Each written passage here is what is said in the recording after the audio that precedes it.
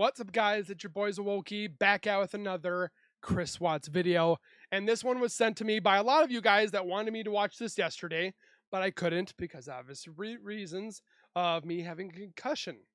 I'm a little bit better. Hopefully, it's not going to be continuous, but we're going to get into this video that you guys have been asking, which is, could she have stopped him that night? I'm guessing she being Shanann. New truths surface on the night Chris Watts murdered his family. I'm definitely intrigued and I want to see what this possibly has inside it. So, with that being said, grab a chair, get comfortable, and also don't forget to subscribe to the channel Secret in the Dark. Don't go don't go over there. Go over to that channel, subscribe, comment, like, and share. You know the deal. Give the love where it is due. They are getting closer to 3,000 subscribers, so help them out. And then don't forget to subscribe on my channel by hitting that white bar icon down at the bottom right. Hit that bell icon next to it, so when I do post videos like this one, you guys will get that little ring notification that I posted that video, and then you guys can watch, comment, like, and share. And again, I thank you guys so much for the love and support. Keep on doing what you guys are doing, and I can't wait to see what the future holds. But with that being said, let's get into this video.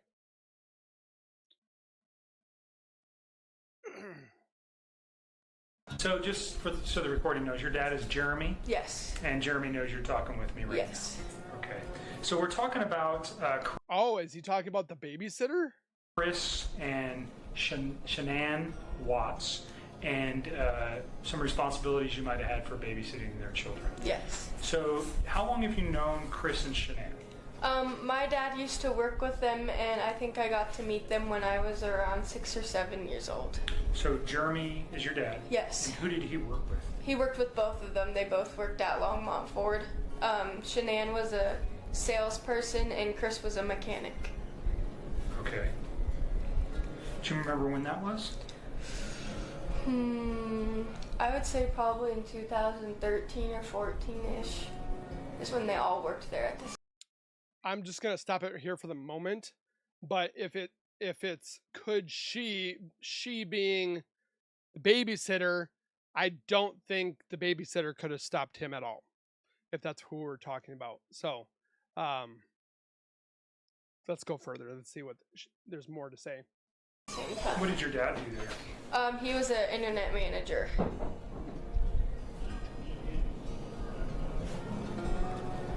Does your dad still work at? No, he works at Siltahar Motors now. Works at Siltahar, okay, down in Boulder. Yeah. And do you know what Chris and Shanann do now? Yes. Shanann advertises this thing called Thrive, which is a patch you wear that gives you like energy boosts, I guess. And then Chris does the oil company where they drill in the ground to find oil. I think it's called Anadarko. Anadarko, Yeah. so he works there. Yes. And Shanann, does she mainly work from home? Yes. Or does she travel, or? She travels for business when they have like conventions and stuff, and she posts on Facebook, and I think she advertises. Which I don't know why Chris was complaining about. He didn't get to go to all of them, but he got to go on free trips with her. I would have loved to go to all these different trips. And that's what her job is, to advertise for Thrive. Okay, so she's an advertiser, and he works in the oil industry. And so you think you've known them since 5 or 6 5 years. or 6 years? Yeah. So she'd be 12, 13, about around my daughter's age. you babysit for them not on a regular basis or on a regular basis? Not on a regular basis. So how many times have you babysat for them? Just once. Once. And when was that? Saturday night. Okay, so today is the 14th. Monday is the 13th. Sunday is the 12th. 12, 11. So the 11th. They had the laughs of angels, and they had the hearts of angels, and the souls of angels. I just can't believe that they're gone.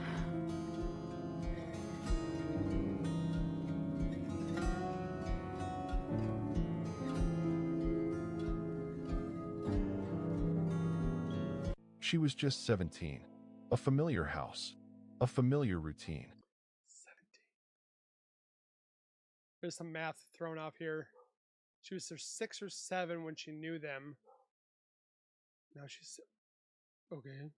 Two little girls she adored and had looked after many times before.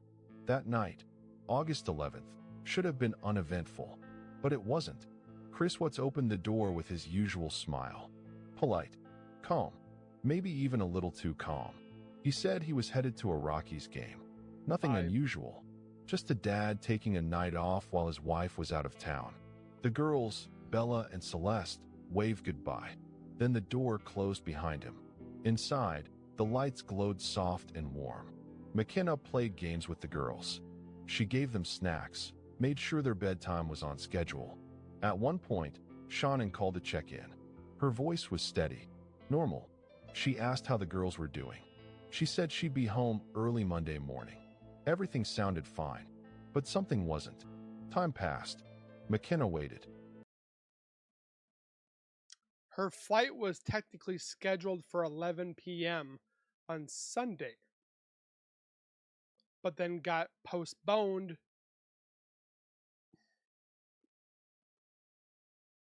I think there's a little something missing there. Her mom waited in the car. Chris was supposed to be home earlier. He wasn't. When he finally arrived, it was after 10:30. He didn't rush. He didn't apologize. He just walked up the driveway and thanked McKenna for staying late. His tone was quiet. Too quiet. His eyes never really met hers. McKenna didn't know it then, but she would be the last person to see Bella and Celeste alive, outside the walls of their... Well, I guarantee Shannon or Shanann saw the girls. She probably kissed them while they were in their beds.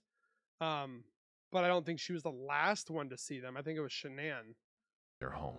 What was he really doing that night? But not family-wise, she would have been the last one to see them. Well, no, because she went to their birthday party on Sunday for her brother. So she wasn't the last one to see him. Why did he lie about the baseball game? What detail did McKenna remember? Days later, that sent chills down her spine. She thought she was walking into another babysitting job. She didn't know she was walking into the edge of something that would change everything. Chris Watts said goodnight. The girls went to bed. The next morning, they were gone. And everything she thought she understood shattered. Stay with us. Every moment, every word, every decision. We are going back to that night and listening carefully to the voice of the one person who saw the last normal evening in the Watts household. She saw them Saturday. But then Sunday they had the birthday party. I think we're a little mixed up right here. And who has never been able to forget it? McKenna had babysat for the Watts family before. Well, if you think about it too, it's been 7 years, and if she was 17, she would be 24? 24, 25? She knew Bella's bedtime routine by heart. She knew Celeste liked her snack just a certain way, grapes peeled, milk in the blue cup, not the pink. They were good kids, sweet, easy to care for. That night, August 11th, the girls were unusually affectionate. They clung to her a little longer, laughed a little harder. Bella had a scratch on her cheek from earlier in the day. She told McKenna she got it playing outside. It wasn't serious, but McKenna remembered it because it stood out. They watched a movie, ate snacks. McKenna kept them on their usual schedule. She let them dance around the living room a bit before bed. Shannon called just before 8. It was a quick call. She wanted to know how the girls were doing. McKenna said they were fine. Shannon said she'd be home Monday morning. That was it. The house itself felt different, quiet, more than usual.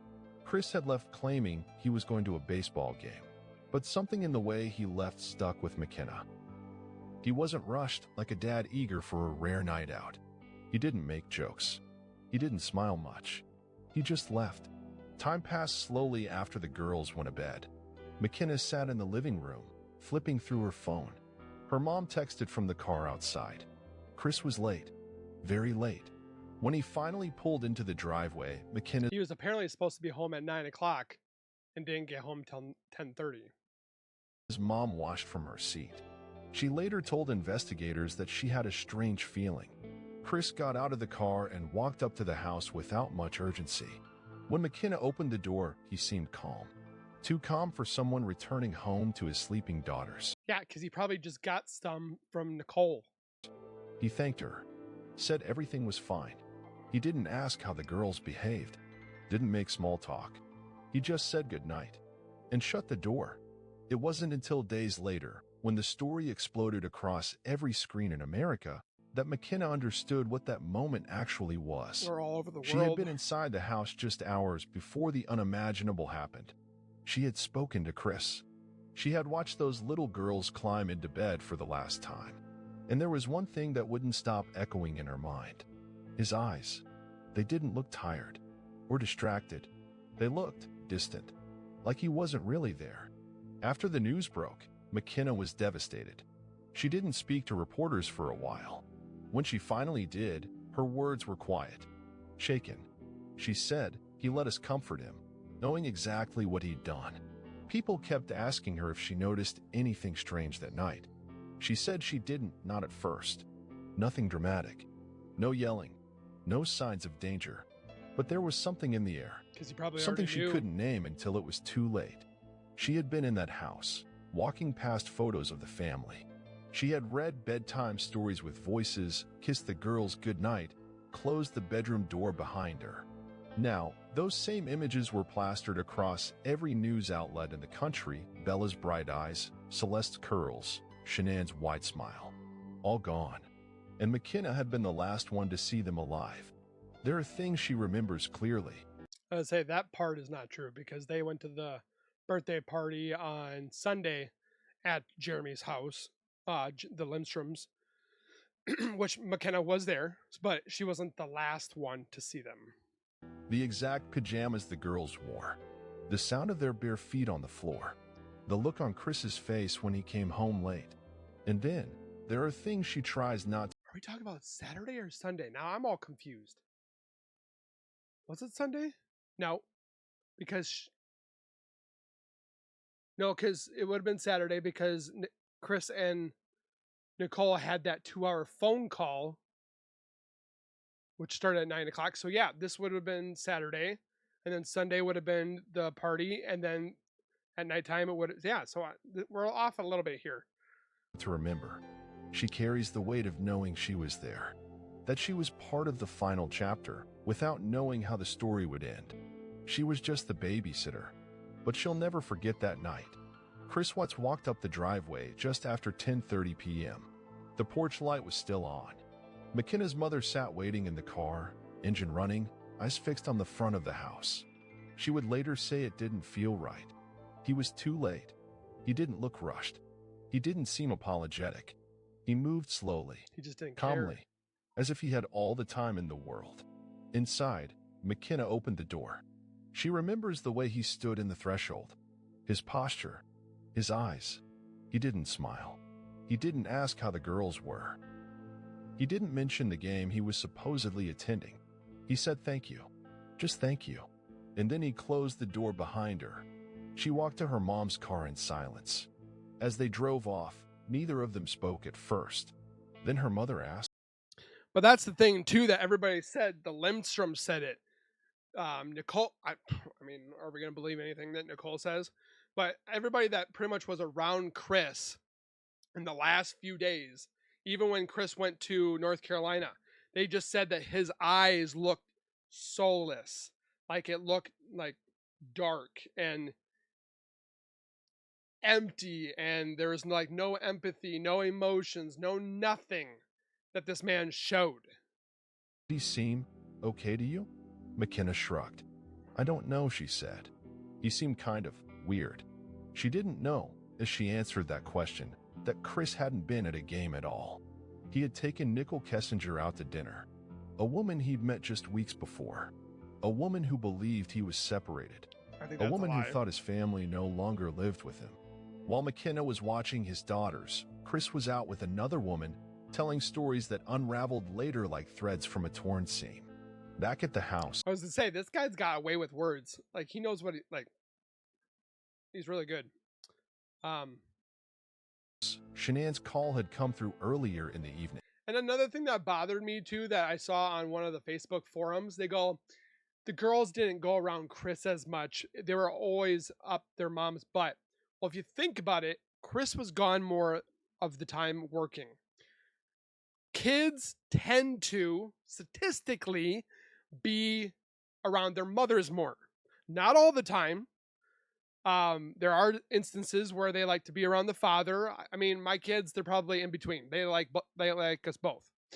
But statistically, again, like I said before, kids will be wanting to be around their mother more than their father. And they're like, well, that's the reason why Chris also committed the murders, because he didn't think his kids loved him. It's like, really? Are we going to go there to that spot again? She just wanted to hear their voices. Check in. A quick call. McKenna answered. Like any parent The does. girls were fine, she told her. They'd eaten, they'd played, they were getting ready for bed. Shannon thanked her. She didn't sound worried, just tired. Normal. Oh, so the mother that asked how they were doing, talking to her kids, the things that Chris didn't do? She said she'd see them Monday morning. On the other end of the line, McKenna didn't hear the undercurrent. But Shannon had been texting friends all day. Messages filled with doubt. Something was wrong at home, she said. Chris was distant, cold. He wouldn't touch her, wouldn't speak. She felt like a stranger in her own house. One text, sent earlier that same day, read, "He hasn't touched me all week. He's acting like he doesn't want this baby." Another, "I honestly can't do this anymore. I don't feel safe with him." And yet, she got on the plane, came home, believed it would pass. McKenna, just 17, didn't know about those messages. She didn't know about the tension building behind the She was just a closed bedroom babysitter. doors. She only knew the version of Chris she had seen, polite, quiet, even charming, until that night. She would later tell her father that Chris seemed strange, like he was going through the motions, like he was performing. Her father, Jeremy Lindstrom, would recall it too. "We were friends. He came to my house. He played with our kids. And now I can't stop thinking about how calm he was that night. Like none of it mattered." There are photos from that weekend, screenshots from security cameras, messages sent and never answered, pieces that, at the time, looked like everyday moments. But now, examined frame by frame, they tell a story no one saw coming. McKenna wasn't looking for red flags. She was just doing a job, watching two little girls. But the night was off, too quiet, too controlled. I would say the ones that saw the Bella and Celeste last was the Lindstrom family. Chris didn't act like a father coming home to his sleeping children. He acted like a man checking off a task. Later, as the headlines exploded, as reporters camped out near Saratoga Trail, McKenna stayed silent. She didn't speak to the press right away. She didn't want to. She was afraid of what people would ask her, what they would expect her to have seen.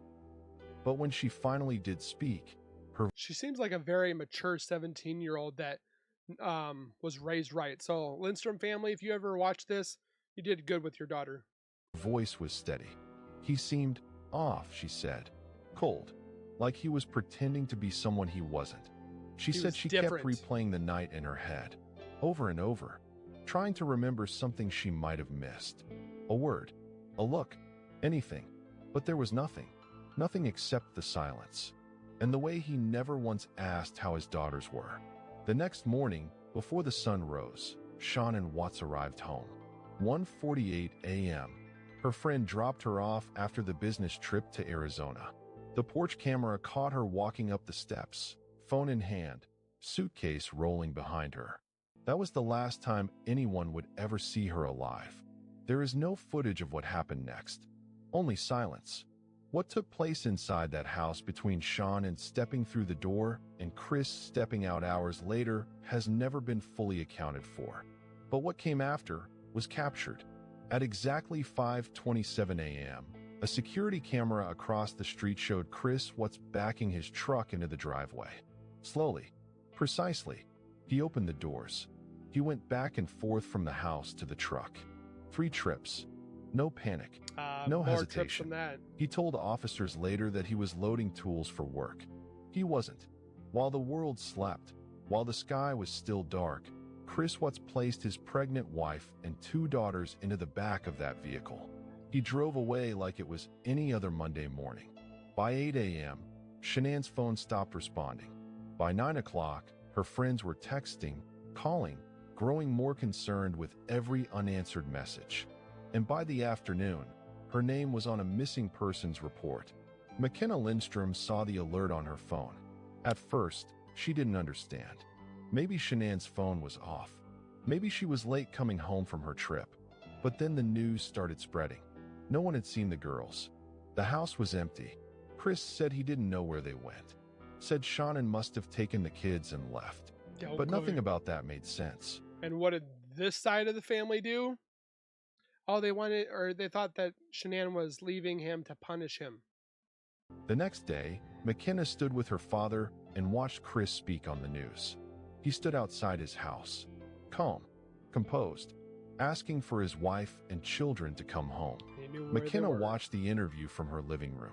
She listened to his voice, the same voice that had told her thank you just 2 nights before. And she felt sick. She later said, "He let us comfort him, knowing what he had done, knowing he'd already taken them."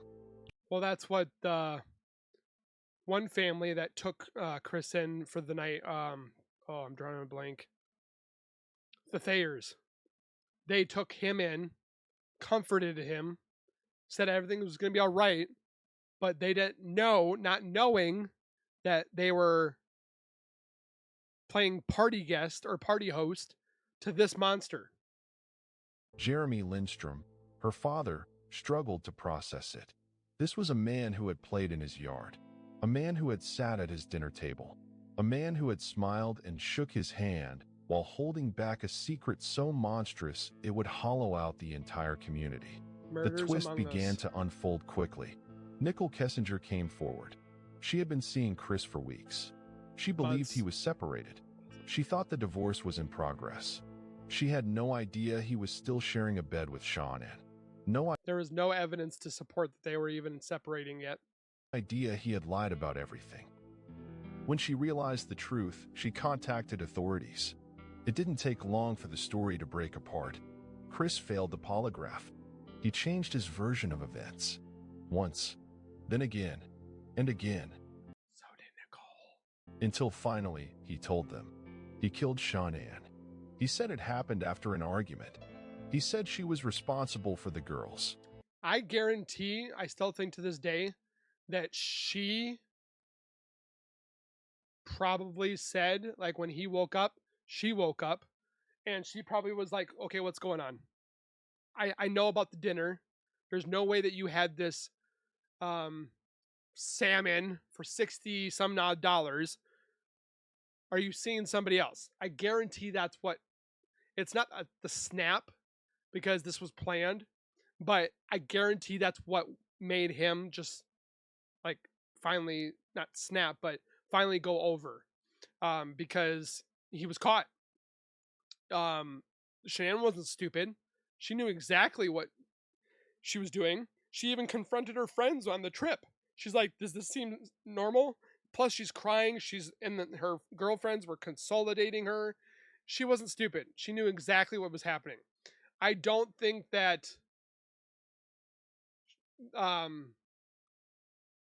Chris like got her right away when she came home. I think that she was murdered that morning. So she had slept, woke up, talked to Chris. The incident went down, and then that's when he started freaking out, trying to figure out everything, put her in the truck. I don't think that she was put in the truck because you never see it. You never see the secondary door opening like the other way, because his truck was the doors open this way, like if I do this way, not where they open up together like this way, kind of like this. They opened up this way, and you never see that door opening. So there's just so many questions that are unanswered, and that's why it bugs me and bugs millions of people. But it was all a lie. A weak attempt to protect himself from the weight of what he had done. The full confession came later. He had strangled Shannon in their bedroom, then drove their lifeless bodies, his wife and children, 45 miles to an oil site where he worked. Those children were There, still alive. he buried Shannon in a shallow grave and lowered Bella and Celeste into separate. Somebody mentioned that he even murdered them in the truck in the front yard, which I highly doubt. But it makes more sense that he did it out here than at his house. Oil tanks. Plus, we see the little shadow underneath the truck running to him. The same girls McKenna had read bedtime stories to. The same girls who had danced across the living room floor just nights before. McKenna never returned to the Watts home after that night. She couldn't. She said it changed her. Took away something she never got back. A sense of safety, trust, innocence. I was to say, it's probably going to mess with this girl for a while because she's not going to be able to trust anybody. She would replay that Saturday night over and over in her mind. The way the girls giggled as they chased each other through the kitchen. The way Bella had whispered, "Good night, Kinsey," from the top of the stairs. And the way Chris Watts had looked her in the eye, thanked her, and shut the door, knowing that no one would ever see those little girls again. In the weeks that followed, the town of Frederick became something else entirely. What had once been a quiet neighborhood with neat lawns and holiday decorations became a place people pointed to on maps. Reporters gathered on sidewalks. Strangers left flowers outside the Watts home, the porch where McKenna had stood, the door Chris had quietly closed behind her. Inside courtrooms, the truth finally had to be spoken out loud. Chris Watts was sentenced to 5 life terms. No chance of parole. He stood before the judge, emotionless, his voice barely above a whisper as he admitted to taking the lives of his wife, his daughters, and the son they never got to meet. For the Lindstrom family, it didn't bring peace. They had let Chris into their home. Their children had played together. They trusted They him. had trusted him. McKenna had trusted him. And now she was left with a memory she didn't ask for, couldn't escape, and couldn't stop reliving. In the years since, McKenna has spoken publicly only a few times. When she does, her voice is quiet, careful. She chooses her words with the weight of someone who knows how much the wrong sentence can reopen wounds. She talks about the girls, about their laughter, the way they clung to her legs that night, how they brushed their teeth, how Bella asked for a time story even though it was late. She doesn't talk about the moment Chris came home unless she has to, but when she does, she says the same thing. He didn't seem like someone who had a plan. But then again, how could anyone have known? The hardest part, she says, is feeling like she was close enough to stop something and didn't. Even though she knows it's not her fault. Even though the signs weren't clear. Even though there was nothing in that house, no scream, no sound, no sudden change to tell her what he was about to do. But the guilt lingers.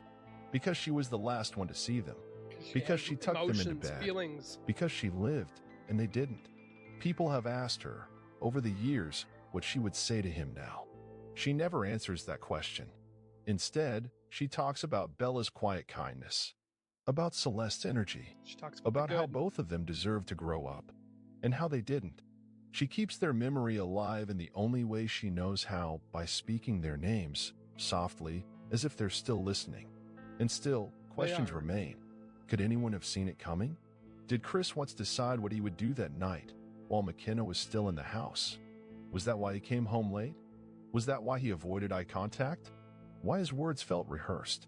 Or was the decision made long before? No one knows. The answers to those questions are buried with the truth he never fully told. But for McKenna, the weight of that weekend will never lift. She was just the babysitter, but she will carry that night for the rest of her life. What would you have done if you were McKenna that night? Would you have sensed something was wrong? Would you have noticed the silence, the lateness, the way he avoided eye contact? Probably. Or would it have looked just like any other evening? Do you believe there were warning signs? Or was this a mask no one could have seen through? Was this planned long before? Yes. Or decided in a moment that no one else was there to witness? Drop your theory in the comments below.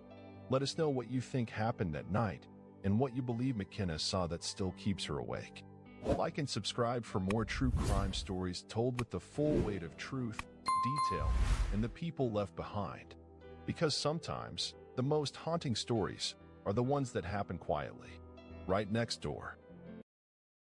Man, this guy's got a way worth words, I tell you what. Like he said, I mean, I don't think no one saw this coming. They thought Chris was a normal guy, plain Jane, um, quiet, conservative, um, gentleman that was normal. And then they just said within the last week or whatever, or not, how do you say it? In the weekish, probably a few more days, maybe a week and a half, they just saw a whole different like face of Chris. And they sensed something was off, but they couldn't put their finger on it. And unfortunately, it was this. I don't think anybody could have predicted this. I don't think anybody could have saved this, or saved them. I know Sandy Rusek. I mean, she was trying to tell Shanann, stay with us. Stay with us. We'll take care of you and the girls. And Shanann was like, no, I got to go back. He's got great insurance and all that. And unfortunately, this is what happened. I don't think anything could have predicted what was to come. Let me know your thoughts again. For those, there's always new people coming in. For those that are new, welcome. For those that are continuously watching my channel or all the other videos, I thank you guys for being here again. Don't forget to comment, hit the like button, and do the same thing over at Secret of or In the Dark. I'll post a link in the description for you guys to go over there and show your love and so forth. And we'll see you guys in the next video. Please take care, be safe, and as always, keep nerding on, and we will see you guys in the next video.